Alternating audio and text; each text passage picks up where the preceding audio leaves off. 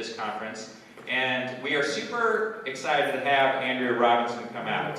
And I got 4 facts that I want you to listen to that describe Andrea. One is this: she's one of 26 women worldwide to have achieved the Master Sommelier credential. That's pretty good, right? She's a graduate of the French Culinary Institute in New York City, but she was also the dean of it, which is even better. She was named Best Sommelier in the United States by the Sommelier Society of America. So now we're in an esteemed society here, and she's the winner of 3 James Beard Awards. So those are 4 facts that I don't get to say very often when I'm announcing a keynote speaker. So I'm pretty impressed with that. But I want to just, before she comes up, I want to just give you a few quotes too. One of which is from Joe Roberts, who's one of the oldest, most well-known, oldest as in experience, most well-known wine bloggers. Andrea is a finest badass, he said in his introduction on our website. He created that. One of the wine world's most popular voices, USA Today. One of this country's leading wine educators, wine enthusiasts. America's top sommelier is a toast to the wine world, People magazine. Andrea's probably going, all right, you can shut up now. One of the nation's most respected wine pros, Better Home and Gardens. And then this last quote is the best: wine doesn't have to be expensive to be good. Wine makes food taste better. Wine is fun. From our keynote speaker, Andrea Robinson. Let's give her a big hand.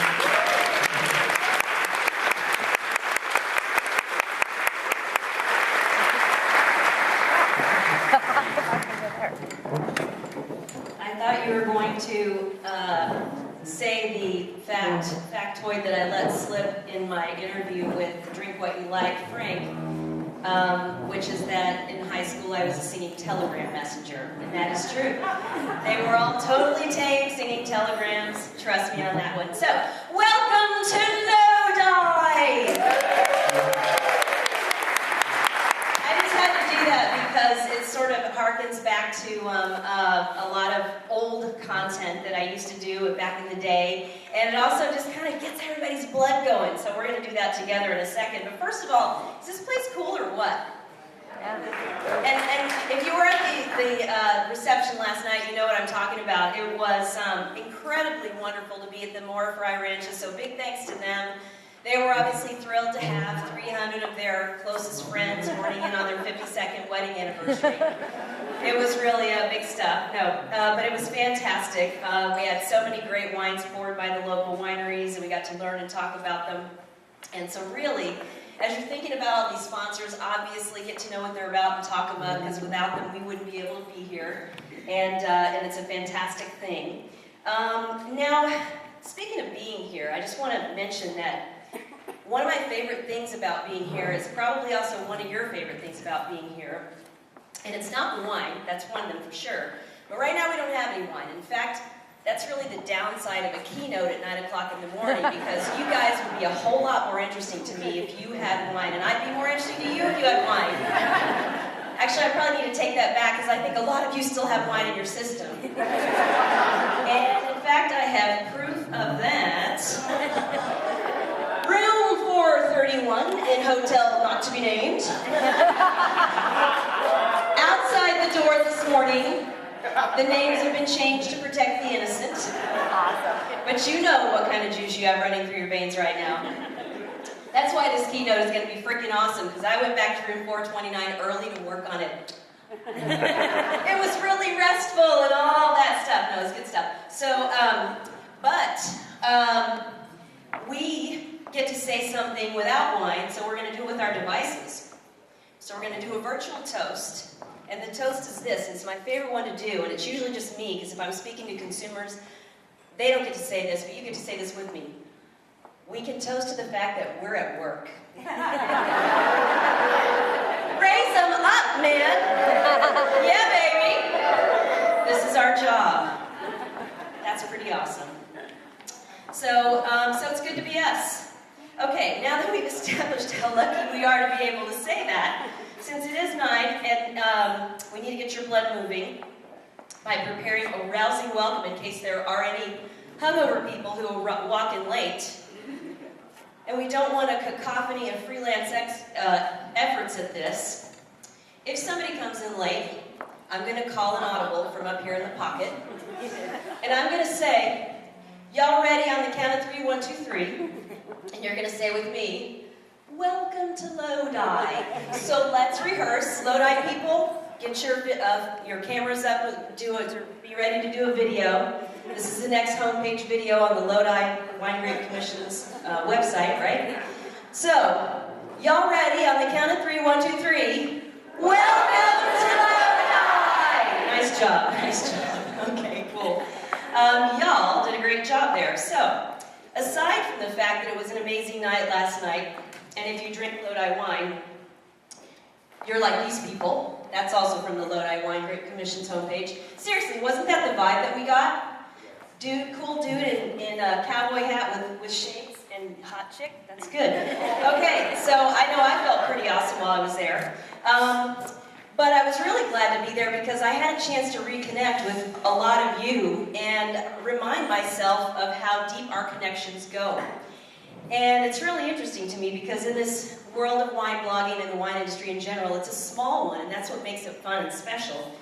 And we all have these connections because we're all on this very similar path, on this journey from when we first decided to go from wine as an experience that we loved to wine as something that we were going to commit to and really grow with, right? And as I was talking to people last night and even this morning, a lot of people came up to me and they said, oh, remember when we took that wine class together at Windows on the World with Kevin Zraly? We poured for it, right? Emptied spit buckets to be able to take it for free. Or sometimes something like, remember when I took your wine class in New York City at the French Culinary Institute? And I always love stories like that because now that person is making this their profession, or at least their sideline profession. That's awesome. As somebody who came from investment banking, refugee from Wall Street, I can say that I had a similar experience. I had to take a class or volunteer for one and be mentored and be helped in that way. But I'm struck by all those connections, and we all are on a different part of the path, whether it's blogging, traveling, visiting wine regions, studying, certifying, doing whatever it is that's the particular path we've chosen. And that path and some of the pros and cons of the different possible choices that you can make on it, their impact on your perspective and your opportunities and your credibility is something that I'm going to address in this talk. Second thing I'm going to cover is not so much tactics, but rather the strategic thinking that I would suggest that you do to bring your wine blogging career to the next level, or at least amp the trajectory of that career. I'm not really qualified to speak on the tactics, but luckily at this session we've got a lot of breakouts with really, really good people who are. So I'm just going to talk about high-level strategic thinking that at least I go through, and I think we all should. Because at the end of the day, we want wine blogging to be incredibly important and incredible. Are y'all ready? On the count of 3, 1, 2, 3. Welcome to Lodi! Thank you so much for walking in late, because we really wanted to do that. At least one time. Thank you. And by the way, you can just slide in unnoticed back there. This is cool. Oh, that was awesome. Okay. All right. So,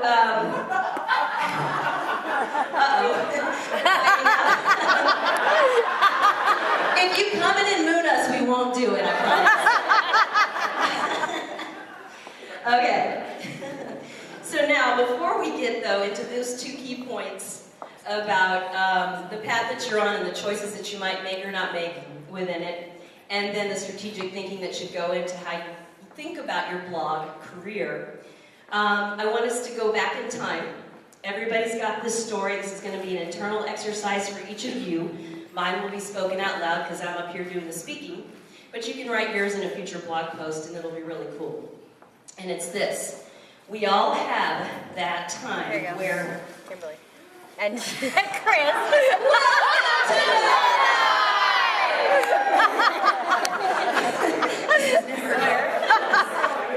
Sawyer, your ass is mine. Just wait till you see this presentation, my friend. Okay. So this is my story, though. We all have that moment where maybe we took a class, right? My very first wine class, any Dallasites in here? My first wine class was at a place called The Grape on Lower Greenville. That's how we say that, Lower Greenville Avenue. I think it's still there. I'm not sure. It was the last time I was there, but okay, she's got a yes. Are you the Dallas wine chick? Do you know I was the original Dallas wine chick? Only reason I'm saying that is because of this class. Okay, so I took this class. I was studying finance and economics, you know, gainful topics there at SMU in Dallas. Took this class at the Grape. It was given by Rebecca Murphy, who at the time headed the Dallas Morning News wine competition, one of the great early women in wine. And I was completely captivated. So then I would go back to my dorm at SMU, Southern Methodist University, not Baptist, so we could have wine there. Although my grandfather was a Southern Baptist minister, but don't let on to him what I'm doing for a living. Anyway, so I would take the wines, get the ones I could afford, go back to my dorm room, and take my dorm mates through this material, right? I would teach them this class. And of course, all I had done was sit in on one session with her, and so I was a total poser, right? If anyone had asked me a question, I was toast. But at the same time, I think you all remember, and you have that moment, you remember that first time that you put yourself out there as knowing something maybe a little more about wine than everybody else in the room, and they go with it. Because you're credible, because they don't know. And they're like, this is cool, I'm gonna hang out with you, man. And it's true. But you're like, please, praise God, don't let them ask me any questions. But what that does is it gives images or video. Everybody knows that matters a lot. And better use of other platform and traffic building channels like the social media. So 2, 3, and 4 obviously clearly feed right into number 1. And there are extremely highly qualified people here hosting individual sessions on that. So it's a great opportunity. We're all going to learn a lot. But what I'm going to focus on, as I said, is hopefully facilitating some good higher level strategic thinking, because I don't think there's any point in investing any time and effort at all in 2, 3, or 4 if you don't have that high level strategic thinking worked out for yourself first. That is just my opinion, but as we talk about it, it'll at least give you a chance to think about it. So first, we're going to talk about you, and then we're going to talk about your content. But for both of those, I think that we need to remember that to really make your blog worth more to you, and therefore worth more to the world, you have to remember the core tenet of what value creation is about, right? What are you doing to create value? And any MBAs in here? My husband John's here, so I know there's at least one. We got a few. But this wasn't even an MBA. I got a BBA. We learned this, and this is really common sense.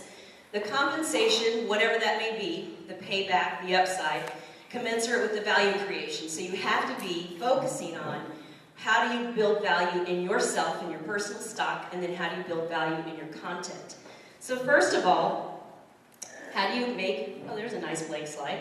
How do you make your personal value rise? Just some ideas. First of all, geez, I had that word, certifications. How many people have some sort of an educational certification in wine in here? Hands down. How many people feel like that has made a difference for them? Big time for me. Okay, so I would say that's most, but probably not all. And there are a couple of lessons in that. One of them is, what's the certification? And you have to choose wisely. Some people go for quantity and quality, so they want all of them, because, and there's a good reason to do that, by the way. The more you see other people teach and talk about wine, the better for you. The better for you to refine your own voice, the better for you to draw analogies or flesh out ideas that are maybe gelling inside yourself. That's really, really important and helpful. I'm a master sommelier, and I think that the MS, the Court of MS track, and the Institute of Masters of Wine, WSET track, are incredibly credible and valuable. I don't personally know as well the other ones. My husband John just passed his WSET 3. Woohoo! It was a special distinction, and it was his first attempt at any level of the WSET. So he's one of those smart people that can do that kind of stuff. But I didn't teach him anything. He worked his butt off for that. But thank you. That's nice of you to say. But the truth is that I think those are the two most valuable tracks. I think you have to be realistic about that. But I could be wrong. And I think the best way to really get drilled down on that is to ask people. So you ask the Lodi Wine Commission. You ask the people here from Palm Bay. Where are you guys? Anybody here from Palm Bay? Hey, how are you? They do press trips and trade trips all the time. What certifications make them feel serious? I know for a fact that it wasn't a certification, but one of their senior executives took the Windows on the World wine class when he was an MBA student at Columbia. And he took his MBA skills and brought it into a wine company setting by having educated himself. So it's kind of a backdoor, cool way of doing things. Michael Price, a very cool guy. So think about certifications. They take time and money, but this is wine and it's fun. And you will be investing a lot of time in one way, shape, or form on this track. But it's wine time, so it's good. Next thing to think about, let me just check on my time here, is do you work for free? This is a big debate, and you really have to think about it. Because the short answer to that is no.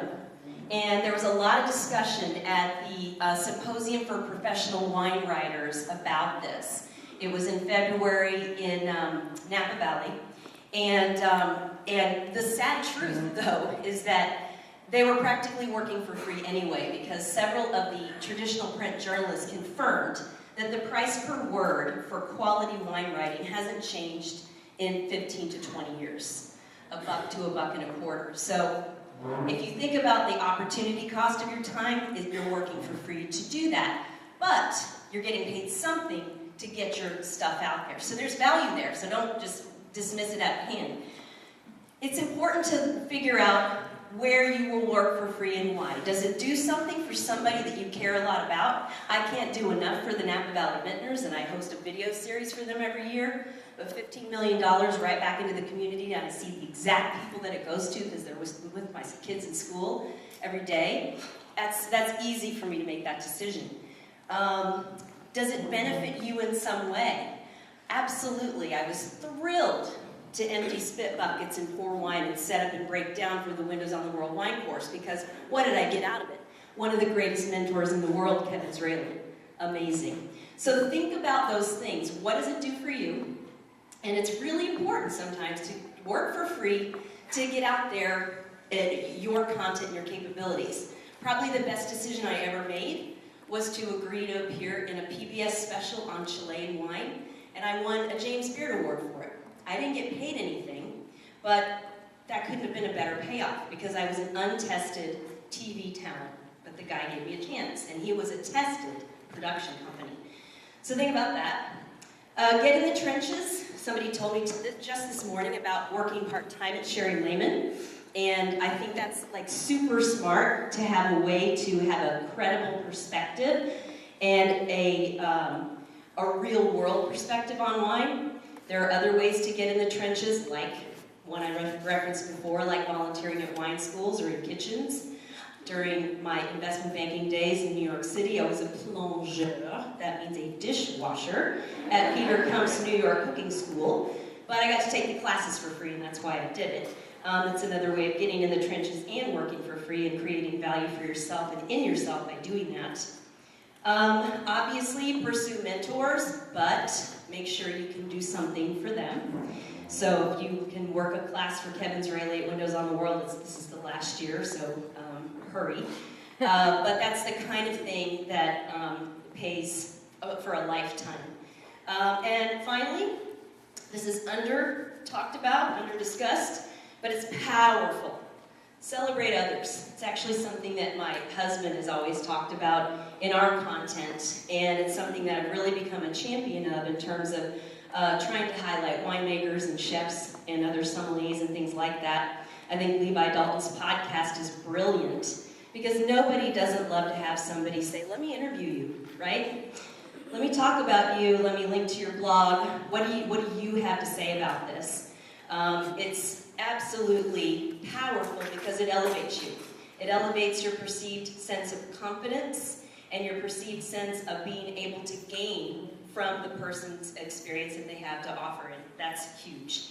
So all of this amps your personal value in a bunch of ways. It amps your actual knowledge and your skills, as well as your authenticity and the demonstrated commitment that you're making to this field. And otherwise, you're one of a sea of people that maybe just want free booze, right? That's honestly what the perception that has to be fought all the time, right? At least I think from, PR and marketing people and so on, that is something that they're sensitive about. And it's been that way since even before wine blogging, because there used to be people who positioned themselves as a wine writer to be invited to tastings and so on. So all of those things about your personal credibility and capability are both important for you personally, but they're also going to contribute directly to the quality of your content. We'll come back to that a bit. So now we've covered you. We could go a whole lot deeper on that, but that's the U part of the value creation equation. And hopefully there are some insights and ideas that will make sense for you personally. Now let's go to content. And the content part of this is really two legs of the three-legged stool, where you are one of the legs, the most important one. And then the content, there's two sides of that, or two legs of that. It contributes to the overall raise your blog platform higher stool.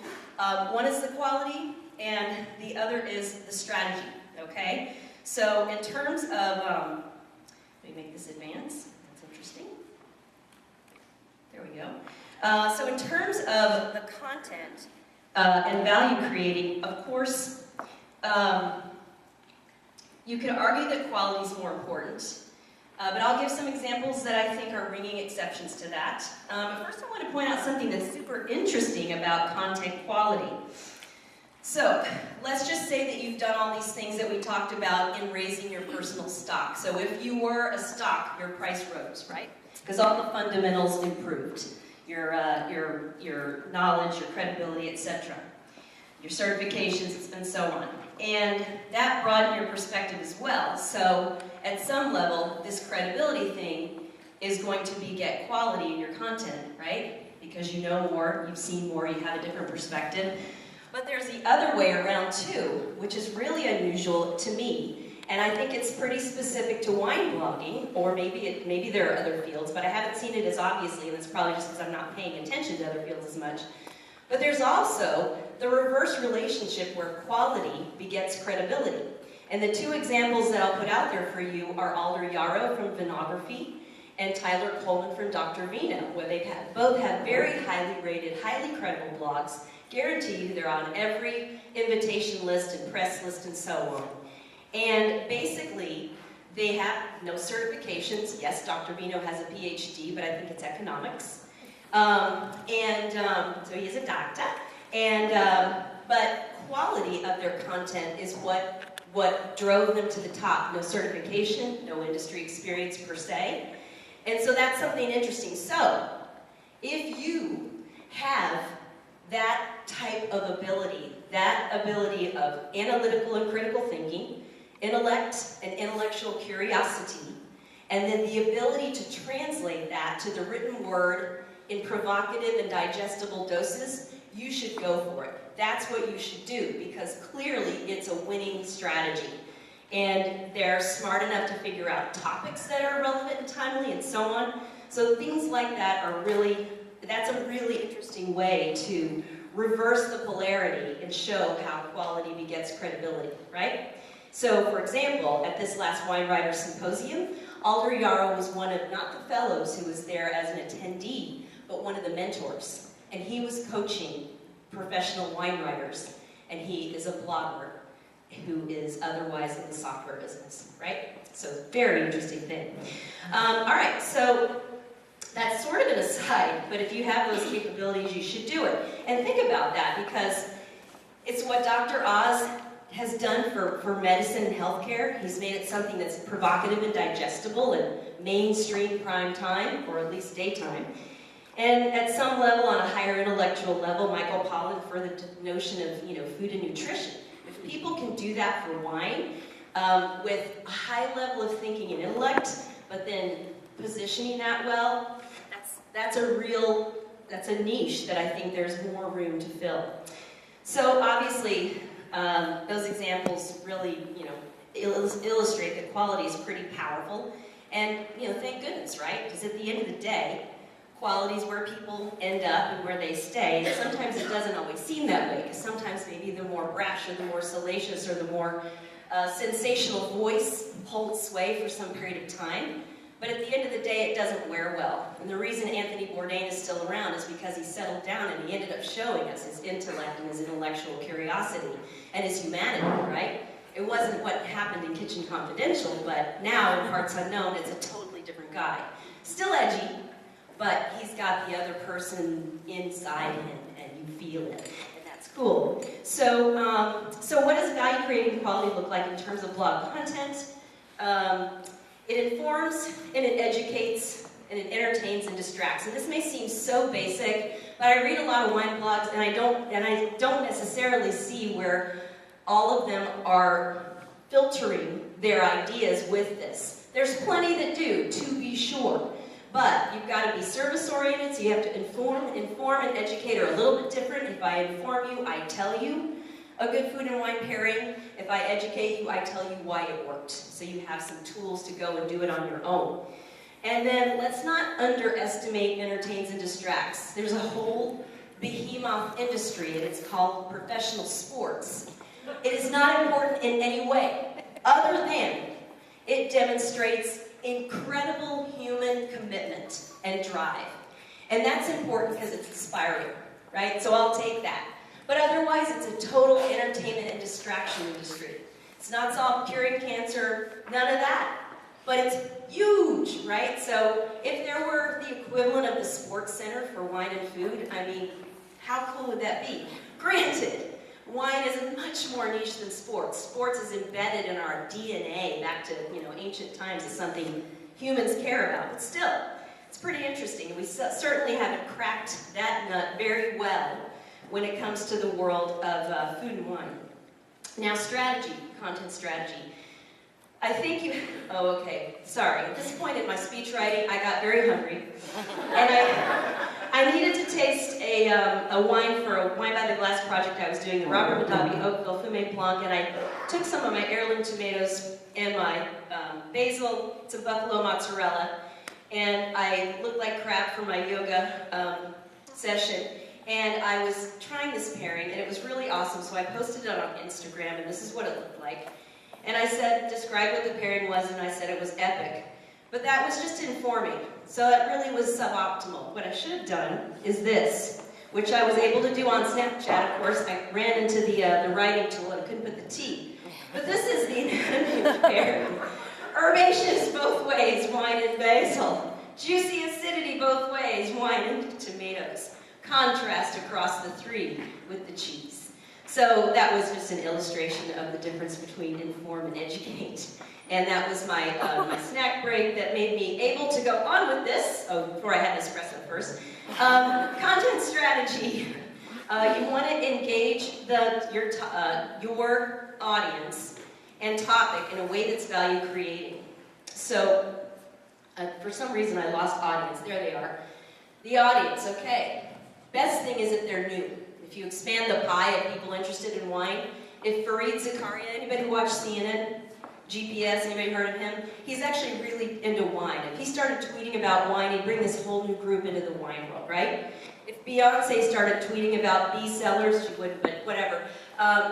People would go nuts for that because the beehive worships the queen bee, and I think you know what I mean. So if the audience is new, that's the ideal thing. So if you're a dentist and you're really engaged people with your drilling fillings blog, talk about wine in there too, and help us out a little bit. The audience, are they sticky or loyal or both? Going back to Beyonce. And are they actionable or activatable? They share, they like, they sign up, they click through. And obviously that's one that presupposes a lot of digital and mobile engagement. But it is where ad and sponsor dollars and sponsor, I guess, endorsement type things and so on are going these way versus traditional channels like print and broadcast. So you really want to be thinking about who's the audience you're talking to. And if you're just saying something like, well, it's people who like wine or people who might like wine, you're not being specific enough and you're not giving yourself enough strategic direction in your content. If you can talk to the millennials, you have gold. Why? Because they've got a barefoot budget, but they are a different person.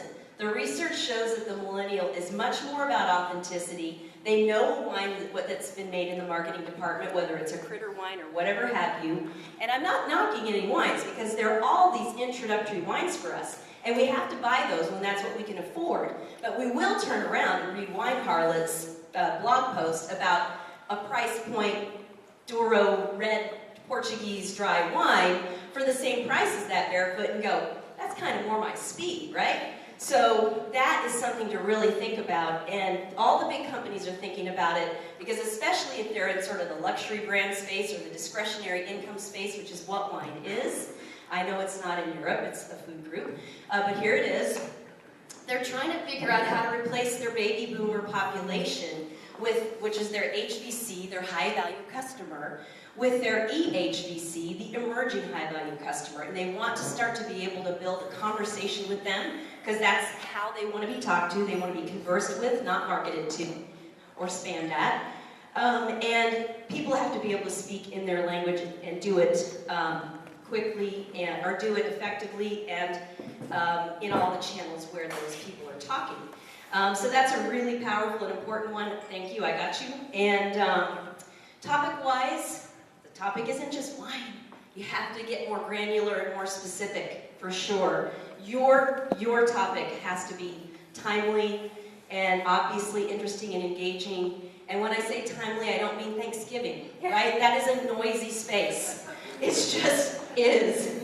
Unless you do something really wacky, like, you know, you walk in with a turkey on your head or something. Then you're just entertaining and distracting, right? And that's fun too. So don't be blithe about the topic. Be thoughtful about the topic and make sure it's authentic to you. And lastly, speaking of authentic to you, your personal take on this is based on a lot of things, and hopefully is based on credibility or your unique perspective. Could you blog about wine and not really know a lot about it or have no certifications? Absolutely. You could blog about the path to learning about wine. And so many people would relate to it and would admire your bravery for saying, I don't know anything, but I'm jumping in with both feet and sharing that experience with them, for example. So that perspective, it could be with the mentors that you've worked with, it could be with the part-time jobs that you took, it could be the path that you were on with a certification, any number of those things. It's easy for a sommelier to have a perspective in their blog post. Their perspective is that of a sommelier, right? So Levi Dalton, going back to that one, his interview subjects are people that probably some people in this room have never heard of. But he's a sommelier, so he's heard of this little tiny importer, and that little tiny winemaker, and that little tiny chef at the hole in the wall in Grata Lopes in Priorat. And he elevates them by including them in his podcast as somebody you should know about. Quantity is another big thing to think about. People like Alder Yarrow, people like Tyler Coleman, Dr. Vino, and Vinography, I got them reversed, very prolific. Gary Vaynerchuk was unbelievably prolific. Wine Folly is unbelievably prolific. Those last two, Vaynerchuk when he was doing Wine Library TV and then Grape Radio or Daily Grape, and Wine Folly, both have ways to monetize that. So there's every incentive for them to be giving it away for free, making it frequent, because they've got a core monetization built in on their site. And that's an important strategic decision that I think that they got right. Last thing about your tape that I'll speak to, and then I'll wrap it up for a question or two if we have time, but you'll let me know, is does it wear well? And this is just me personally thinking about this, because it's interesting to think about how do I cut through the noise. It's easier to do if you have a really high level credential and you're gorgeous and you're a gringo in the East, right? You're going to stand out, and that's cool, and that's perfect, and you deserve to. But when it's something that you've got to start to develop, you've got to look inside yourself and say, what's authentic to me? If I'm going to go the edgy route, is that me, and can I carry it off, and can I carry it off for my whole life? let's just say, or as long as I think my time horizon might be for I say that because I think sometimes people maybe don't think that through and make a decision that they regret, or they just don't gain traction that they should. And traction is always best if it's really who you really, really are, because you never have to put on any kind of a show, because who you are is what you show, and that's easy, right? So I think I didn't get to best practices of blogs, but I'll just say real quick, I think a lot of you are guest blogging with each other, and I think that's really cool. Supporting each other is something that we should all do and do more of. And I hope that in our breakout sessions they'll talk about linking, because I did not see a ton of linking going on. And I used to think that was best practice, and when I did a search on it, the top 7 Google returned articles were about internal linking. And I agree with that, and I think the complication for people with that, internal linking means linking back to your own content, is do you have enough? And a lot of bloggers or big sites like Venice.com and E. Robert Parker, they have decades and reams of archives on you. So you got to think about other ways to make that rubber hit the road that work for you. So I hope I gave you some ideas and thoughts. I really appreciate everybody spending time with me here.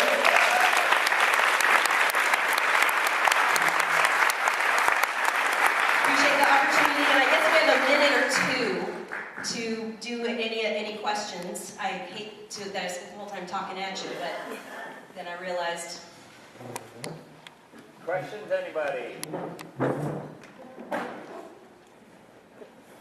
covered it all.